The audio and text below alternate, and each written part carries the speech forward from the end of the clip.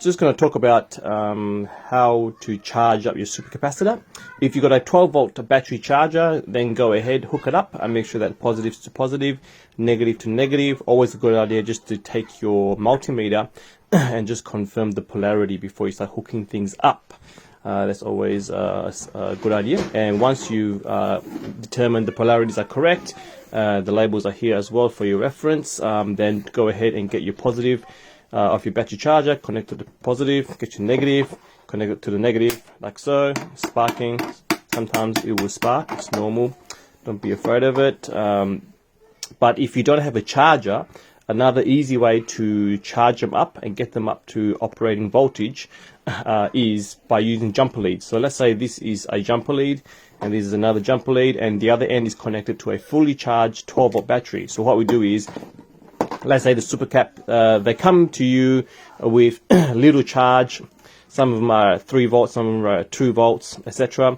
So let's say what you do is put a positive jumper lead to your battery, connect it to the positive side, and on the on the left hand side is the negative. So connect the other side of this to your battery, which is fully charged. And if you just put it on straight away, guess what? It is going to pull a lot of amps, and your leads, it's going to be a big spark at first. So the spark doesn't really matter, just the spark of the initial contact, but it is the current that's going to flow from a fully charged 12-volt battery into an empty capacitor. So what you want to do is pulse it. So you go 1, 2, 3, 4, let it go.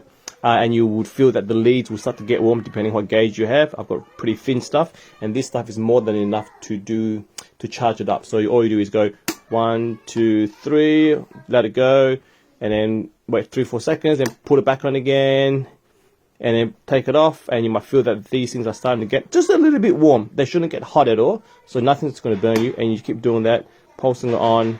And as the voltage creeps up, comes up from 3 or 4 volts, it's slowly coming up to 6-7 volts. Then the current is going to drop when you make contact. So you can keep doing this until at the end, when the voltage is, let's say, about 10 volts, 11 volts. Then slowly, then you can at the end you can just basically just put it on like that, and then the current flow will be very, very minimal. The lead will not get hot. And like I said, this is only a I believe it's a 12 gauge, 12 AWG or a 10 AWG, so very thin stuff, and it's all you need for it to work. And by just manually giving it a duty cycle, manually pulsing it, just to get the voltage up until it's close enough. As long as it's above 12 volts, doesn't matter if your car battery is 12.6, 12.3, 12.2. As long as it's above, this is above 12 volts, connect it up straight away, and then it will equalize and become one solid hybrid system with a supercap and a battery.